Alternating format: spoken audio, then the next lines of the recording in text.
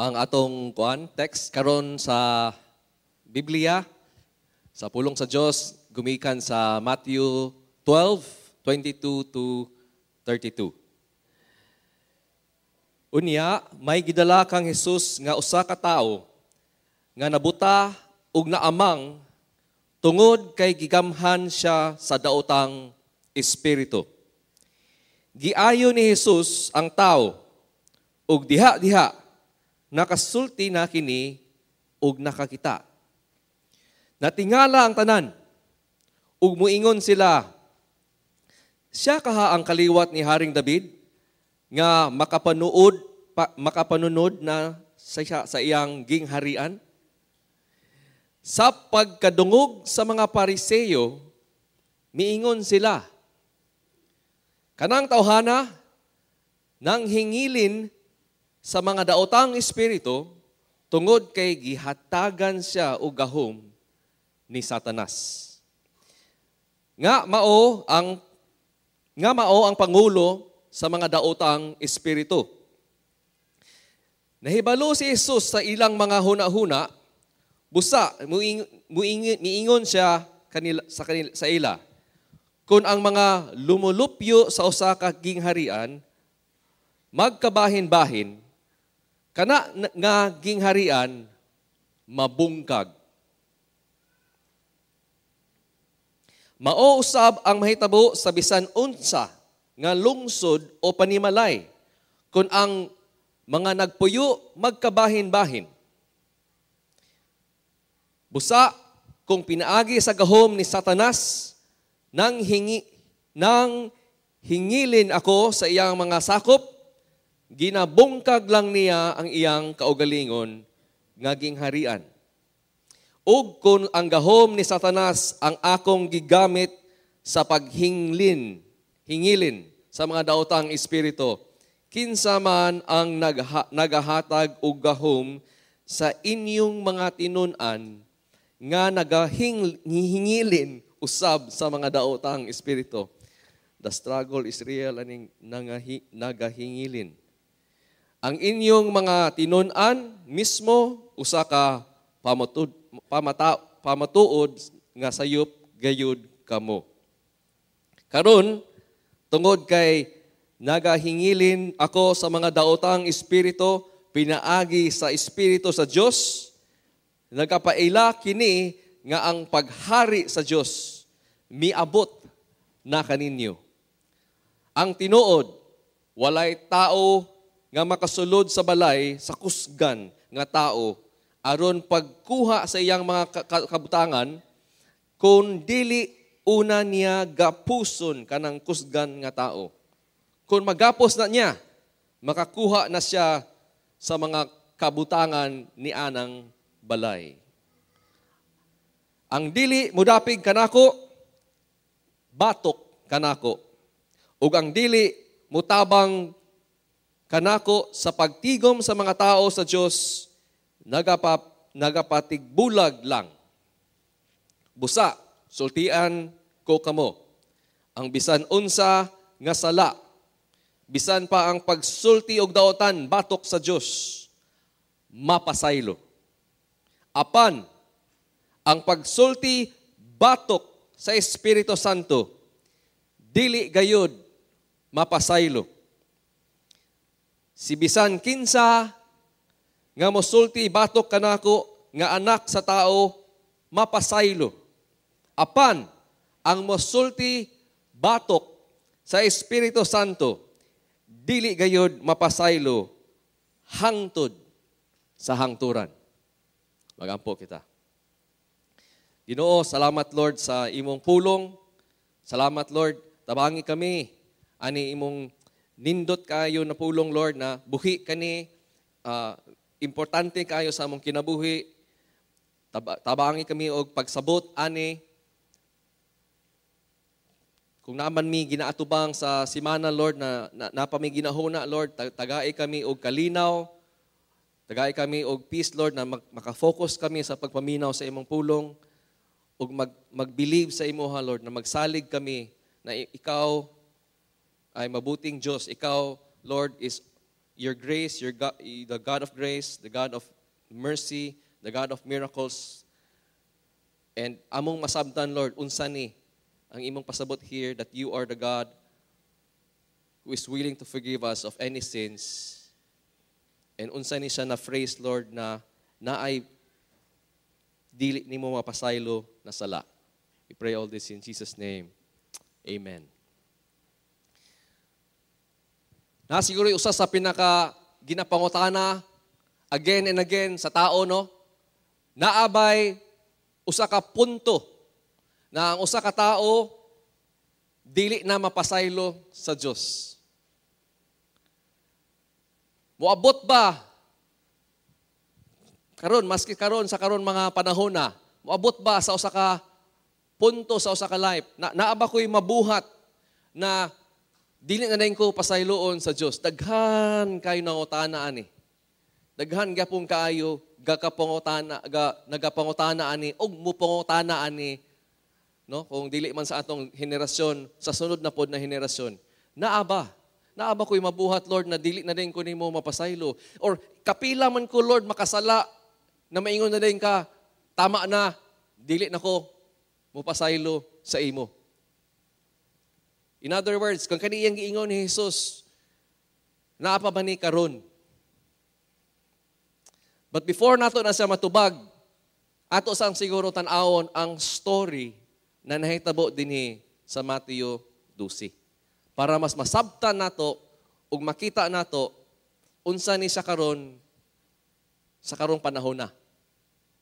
So nahitabo karon is nagsugod ang story sa verse 22. No, ingon diri na naay usa ka na possess, no, na demon possessed na tao, and that just shows, no, na ang atog yung fight is not against the physical gera, no, kundi naagid tay the fight of the spiritual realm, no, na dili nato nagkakakita pero naay war that's going on. And so, naay na-possess na sa usa ka demonyo na tao. Ug tungod ana, na nabuta siya, ug di na siya naamang siya. Gidala siya kang Jesus, kay wala na gyud maayo, no? Dili na gyud siya maayo, wala na gyud siya pag-asa until nakadungog sila about kang Jesus. Ilang gidala, ug sa milagro na gibuhat ni Jesus, nabuhat niya ang wala nabuhat sukad sa kinabuhi ning tao, iyang giayo. So that, ang resulta, nakastorya sa balik, no? O makakita na pod sa balik. As in, total deliverance ni siya.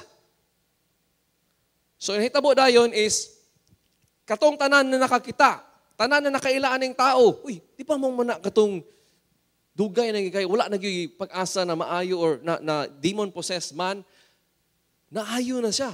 And daghan, no? Grabe ang storya. Then, ang ilahang kuan is, mura baka ni. In other words, even though nakita nila ang power sa Ginoo, ang gahom na gipakita ni Jesus sa pag-deliver, pag-rescue aniyang na-possess na tao, dili pagyapon sila sure, pero naay sugod na sila, basin mo na gini. Basin mo na gini siya. Ang gisaad na anak ni David, na maging Messiah nato. Okay? So, dili pa mi sure, mo pa ni siya ang pero basin di ay, nanana sila karon na storya. Now, with that, dinhi dayon nato makita ang kabilang reaksyon. Kay nayo sa kagrupo na nakakita gihapon, pero lahi ilang reaksyon, as in, wala sila nag-ingon na basin mo na ni. Dili. Ang ilahag yun is, ay, nakita nila mismo ang gahom. Kaning mga grupo, ginatawag karon ang mga Pariseo na grupo, dili naman nila ma-deny. Okay? Dili na nila ma-deny na naay gahom si Jesus. Kay nakita naman nila mismo, kapila na nila nakita, again and again. So kanina particular na miracle, dili na nila ma-deny na, okay, nagigahom gining tao na kay, possess man to siya. Buta, amang, karon makakita na, makadungog na. So naagyo din siya gahom. Ug mo na nilang reaksyon. Ingon din sila, since dili na nato madinay na nasay gahom, karon tubago na to, na gikan ang iyang gahom. Naggikan ang gahom ni Hesukristo.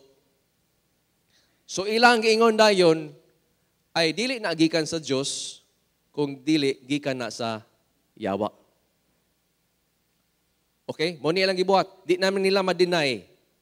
Ila na lang giina karon is dili na siya gikan sa Ginoo, kung dili gikan na sa yawa. So, unsa man na siya? Ang ginatawag na karon sa Biblia is or describe siya is it's blasphemy. No, batok. Sakto ba? Batok. Okay? So, mo na siya. Now, unsa na siya pasabot? Usa ka pamaagi lugar na to, no, is mura na siya namalikas ka. Okay? Namalikas na paggasulti or naakay dumot or suko or kanang pariubos na pagstorya, bahin or gibuhat nimo or pulong padulong sa Ginoo. Okay? So, gikan sa pagpamalikas. So, ang question ba is, gakabuhat pa bagyapon ni nasala? Kapila man nato makita or madungog ang mga tao nagapamalikas gamit ang pangalan sa Diyos.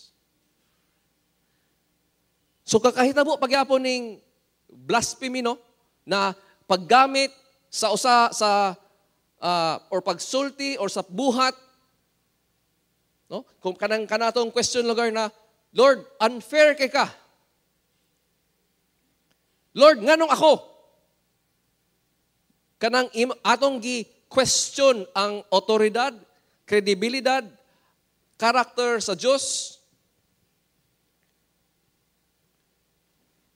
I tell you, my friends, buhi pagyapon ni siya na sala.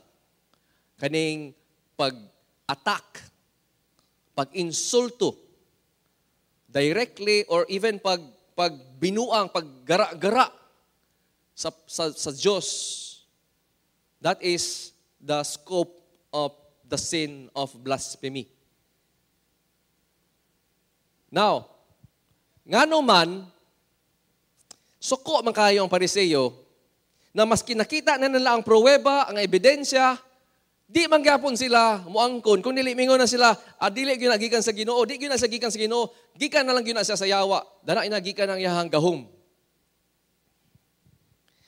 Dumduman ta mo, no? Pasensya akong drawing. Pero nagsugod ta sa Mateo 5, mga pila ka bulan ni labay. Mateo 4, nagsugod ang ministry ni Jesus. Nag-ayo na siya, nagsangyaw na siya sa pulong, no? Sa ingon siya, di ba? Pag hinulsong ka mo, niabot na ang kangarian sa Diyos. Now, Matthew 5-7, Sermon of the Mount time. Kadumdum mo? If naamo din a few months ago, if not, this is the time Jesus is now on the mountain and preaching. One of the most famous series of preachings niya, no? Teachings niya. Dinhi niya na-establish ang iyang otoridad. Di ba? Kinsa to'y nakadungog kang Jesus dito sa bukid, natingala tanan. Kay, yung sila, kang kinsa man siya, unsa man iyang otoridad, wala pa misukad, nakadungog, anay klase na otoridad. Maski gikan sa mga Pariseyo, na among mga religious leaders dinhi. Dinhi gi-establish ni Jesus, no? Dito ni mo madunggan, nakabalo mo ni ang iyong natun-an, pero mo ni ang pasabot ana, walay lain nagsulti ana. Ang otoridad ni Jesus, yang gipakita, pinaagi sa iyang pulong. Nakabalo siya, nasa otoridad. Dili lang na nahuman, iyahani karon gibak-apan. Matthew 8, chapter 8, taman sa 11, gipakita karon ni Jesus, pag naog niya gikan sa bukid, miracles after miracles. Pruweba after pruweba, na dili lang ko taman salita, naapog ko'y gahom. Kaning gahom, ang Ginoo lang makabuhat ani. O dinhi mo makita, nagpasaylo siya sala, nag-ayo siya sa mga dili maayo ng mga sakit.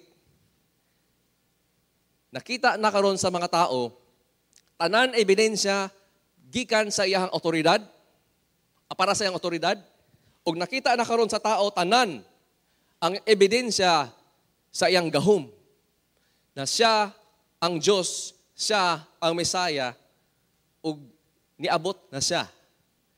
Now comes chapter 12. Decision time. Choice time, no? Unsa man karon ang imong decision? Nakita naman nimo tanan ang ebidensya. Nakita naman, nadunggan naman nimo tanan. Naka-experience naman ang uban sa ilang milagro. Unsa naman karon ang imong paghuna-huna ug gibati bahin sa anak sa Diyos.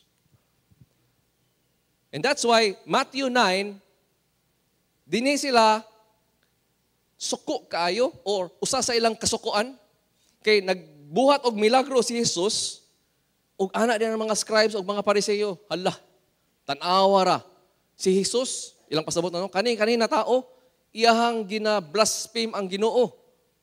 So ang ilang akusasyon munang suko kay sila kang Jesus.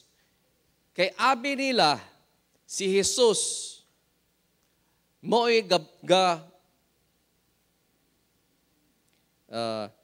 batok. Okay? Mo'y gabatok sa Ginoo. Ngano man, tanawa ang verse 2 sa chapter 9.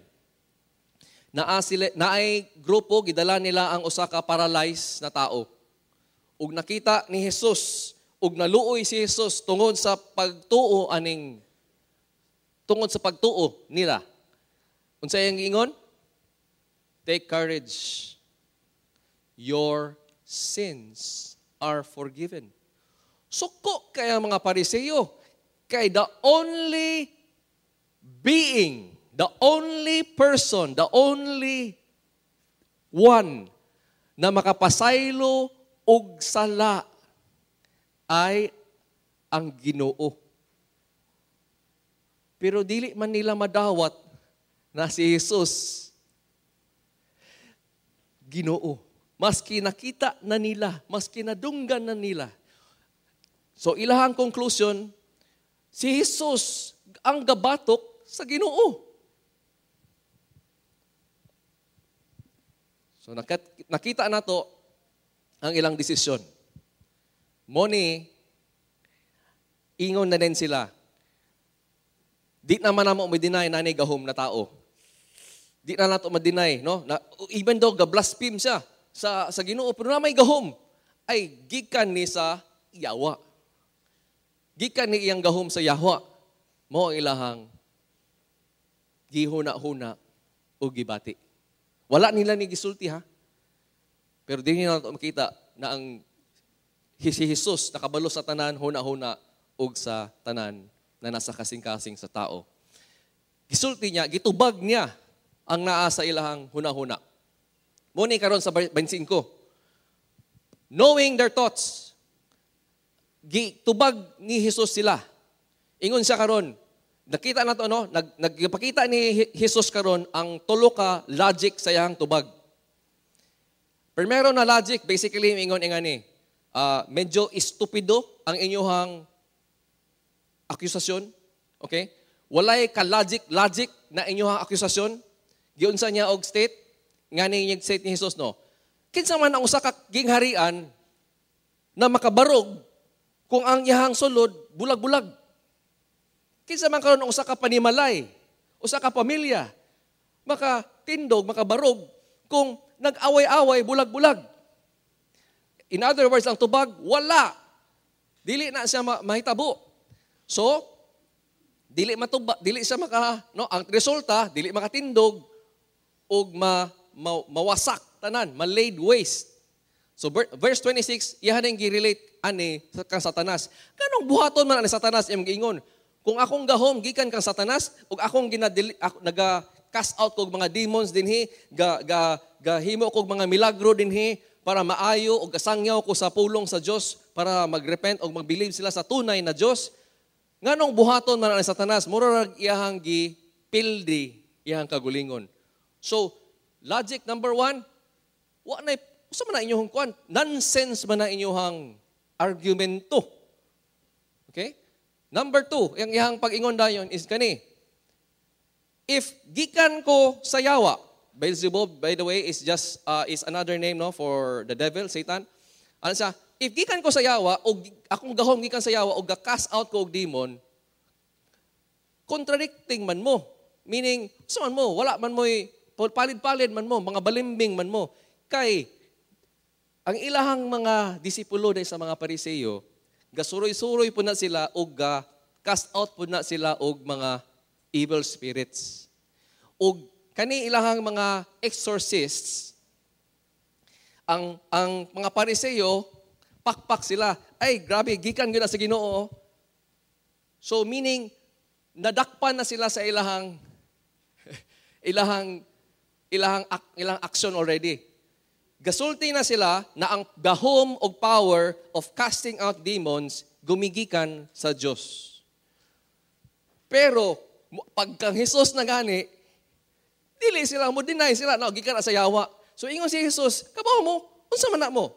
Niingon mo, na kanina gahom, nagiginagamit sa inyong mga sons or disciples, gikan sa Diyos. So, trap na mo sa inyong own words. So, dili lang mo illogical, contradictory po kayo mo. Contradicting yourself po mo. Okay?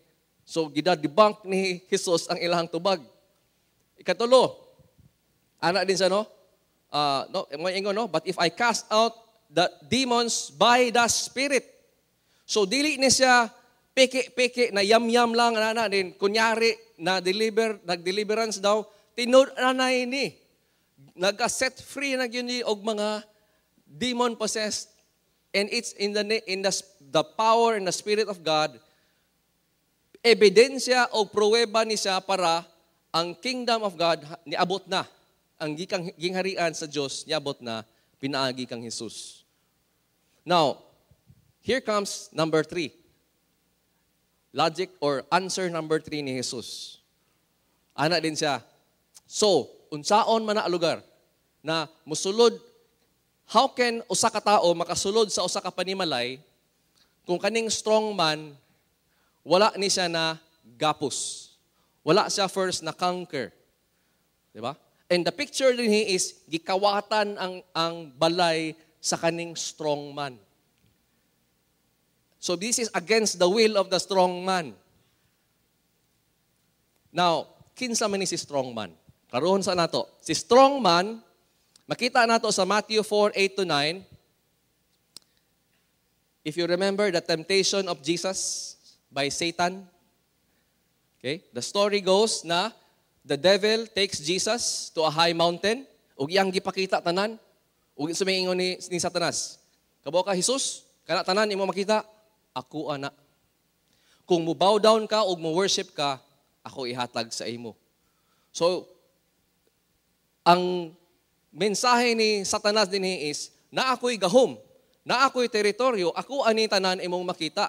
Kung mo simba ka kanako, Jesus, akong ihatag sa imo, meaning akong i-gift or akong willingly ihatag sa imo. Dili na sa maong picture ka kahitabo. Tanaw na to sa 2 Corinthians 4:4 sila ingon. In whose case, the God of this world, that is Satan, has blinded the minds of the unbelieving so that they may not see the light of the gospel of the glory of Christ, who is the image of God. So, si Satanas na ay gahom, naa siya'y mission na iyang butahon ang mga tao, iyang ipadili o tuo. Okay, na dili nila makita ang kanindot sa Ginoo, mo na iyang ginabuhat. Now, here's something that's really going to, nindot kini na kamatuoran. I want you to really pay attention to this. Isaiah 49:24-25. Gipangutana ni sa propeta, naabay ka ng, may pray. O ka na. Be taken from the mighty man, nakita ng word, the mighty man, or the captive of a tyrant be rescued. Meaning, naaba sila'y pag-asa. Ma-rescue pa ba sila? kung naana ang strong man, mighty man na ga-capture sa ilaha. 25. Surely, sigurado ni, that this is what the Lord says. Even ang mga tanan, gikaptibo sa mighty man. Katong hambog ni Satanas, ako ani tanan, ako ani mga tao, ako ni mga sakop, ako ni mga ulipon. Unsay giingon sa Ginoo? Surely they will be taken away, rescued. They will be rescued. They will be saved. Kaya nga naman, tungod ang Ginoo mismo mo bangga, mo inkwentro sa kaning strong man. So dili ni siya, excuse me, pwede kong musulod sa imong balay, excuse me, pwede na ako ni kwaon na butang or na tao, i-rescue na ako. Dili, overpower ni siya. Okay? This is a greater, mightier power than the strong, mighty man. To a point na walay mabuhat si strong man. To a point na wala, against, even sa akong gusto, gikuha ni sa Ginoo. Gi-rescue sila. And that, my dear friends, back in Matthew 12:29, how can anyone enter the strong man if that person is not stronger, mightier than the strong man? What Jesus is actually saying here, no? I hope dili na to gamit diri og usa ka theology sa usa ka ministry na the binding and loosing. This is actually about power, the power of God being mightier, greater than that of the devil. That the power of God is stronger, so na-rescue niya tanan ang iyang gusto i-rescue. And verse 30 then says, decision time. Dili pwede, neutral ka. Dili ka pwede maingon, dili lang sa kumupili, Lord. Karon ang ingon si Jesus is, kung dili ka side with Jesus, you are automatically against God. Muna yung ginasulti karon sa Pariseo, ha? O sa mga audience niya. Kinsa may mudapig sa ako, duha ra ni ka side. Either mudapig ka sa ako or kontra ta. That's verse 30. Abot na rin ta sa atong usa ka pinaka-controversial na pangutana. Naa pa ba ning sala? Unsa man ning sala na nabuhat or mabuhat sa usa ka tao na dili na siya pasayloon. Pero naay nindot pa kay na promesa. Ingon si Jesus, tanan sala. Pwede ninyo isulti na, no? Tanan sala. Og tanan na batok. Walay pili, okay? Tanan sala og tanan na blasphemy or batok. Unsay promesa sa Dios, ipasaylo.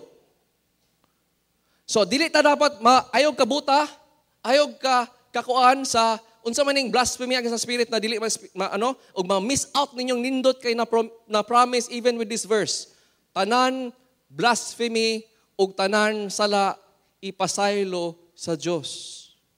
So unsa man ni ang blasphemy against the spirit na dili na pasayloon. Let's try to answer that with this. No? Because dili lang ni siya basta-basta. This is eternal unforgiveness. Sa karong panahona o sa panahona na moabot, walay kahumanan na walay pasahilo. Unsa man ni? Sabto nato ni. Napa ba ni siya nasala karong adlaw? Okay. I'll answer it in this way. Ang specific sin sa mga Pariseo o scribe, nabuhat nila sa panahon ni Jesus while buhi pa si Jesus. Nakita nila tanan milagro gibuhat ni Jesus. Nadunggan nila tanan otoridad ni Jesus ug iyang ginatudlo. Ug ilahang desisyon gikan si Jesus sa yawa.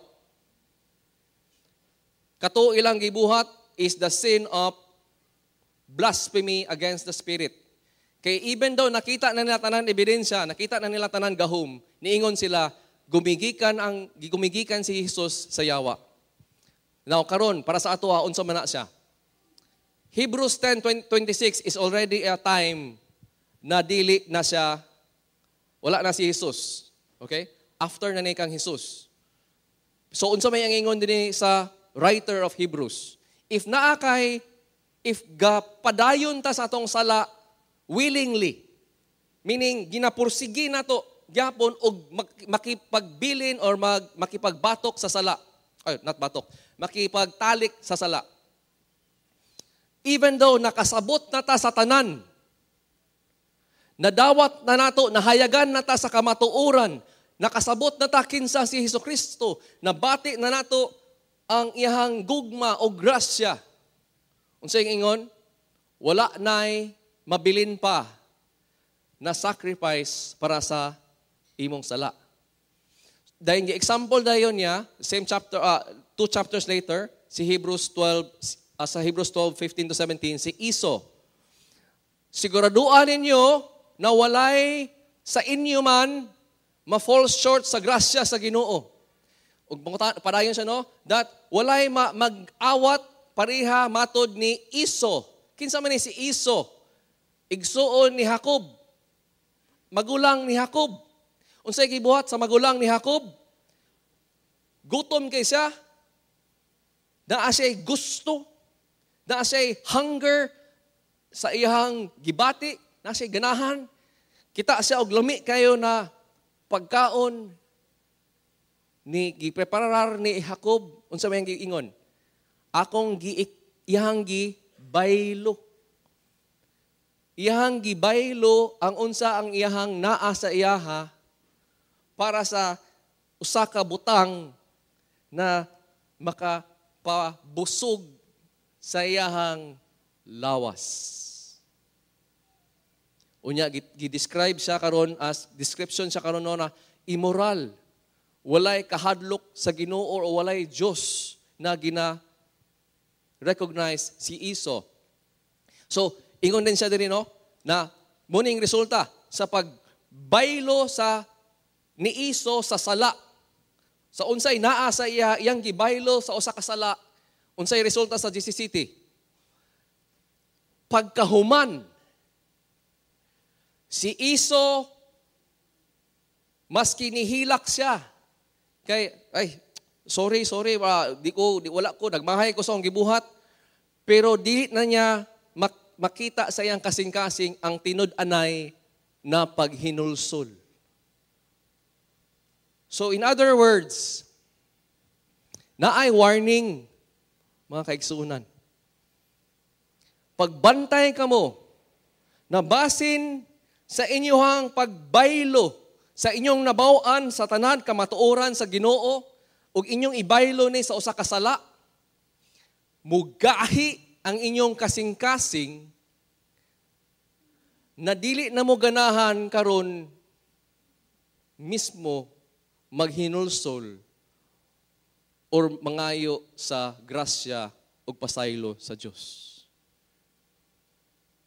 Kay dili man ni siya sa itsura bitaw na kung mo ni ang Diyos, okay? So, mo ni ang Diyos, niingon, then kita lugar na mo'y nakasala or nakasala na partido, niingon bitaw na, Lord, sige na please, pasaylo ako.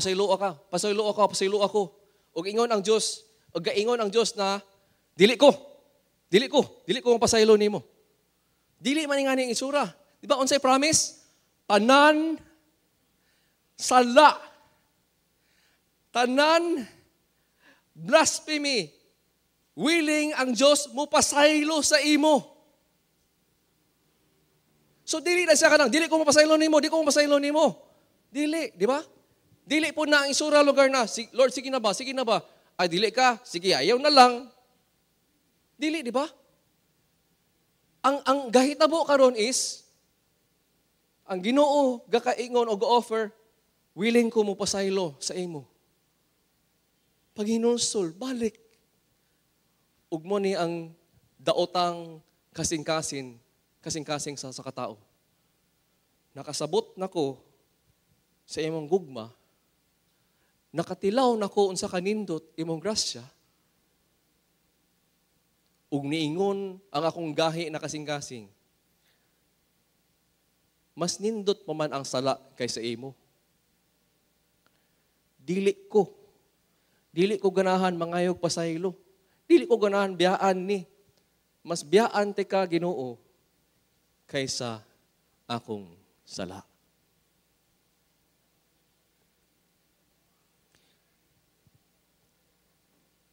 Kabaw mo unsa ang unforgivable sin? The unforgivable sin is usa kasala, usa ka klase na kondisyon sa kasing-kasing sa katao na dili na mangayog pasaylo sa Ginoo. It's like a person, I know,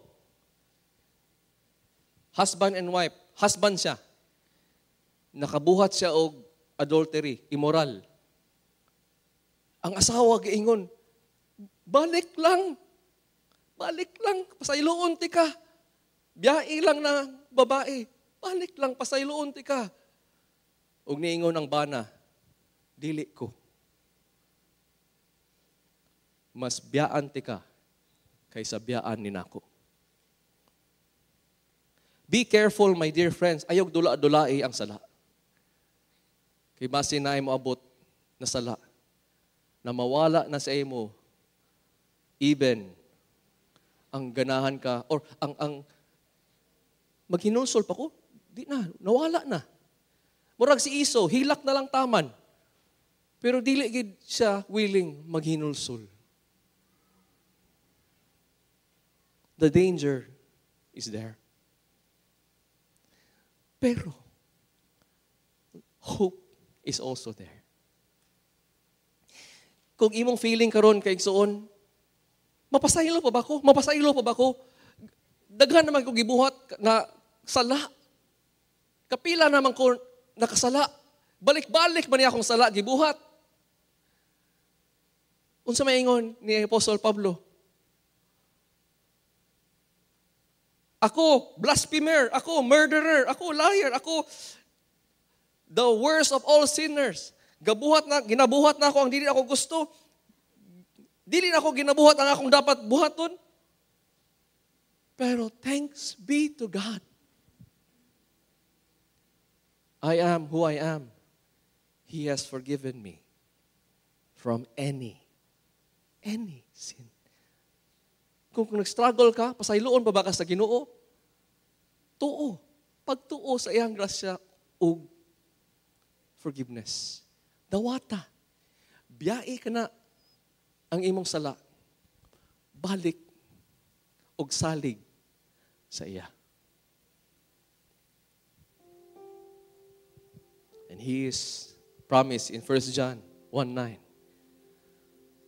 He is faithful and just na ipasaylo ka maski unsa na nasala.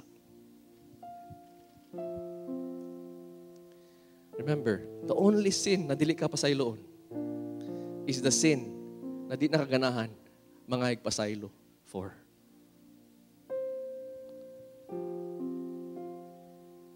God is gracious. The amazing forgiveness of God. Yang gi-offer sa imo. Mutuo ba ka? Nakita na nimo tanan ebidensya. Nakita na nimo tanan, udununggan na nimo tanan pulong. Nakita na nimo iyang gahom. Pili. Pili. Salig ka ba? Or dili? Ampo kita.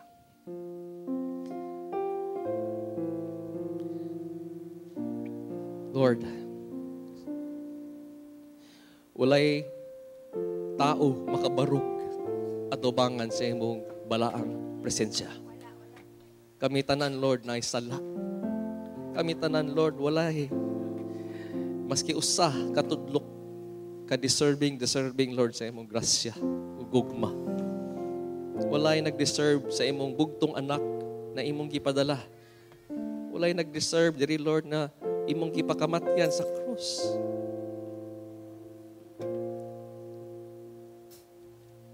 Pero you, Lord, the God of mercy, the God of miracles, the God of grace and forgiveness, ga-offer sa amo, even karon. Naay mga tao dinhi, Lord, na mo ilang feeling, dili na sila mapasaylo. Ang kabulo ko, Lord, ang imong pulong para anak na tao is ang pasaylo nimo free, total. It's a miracle.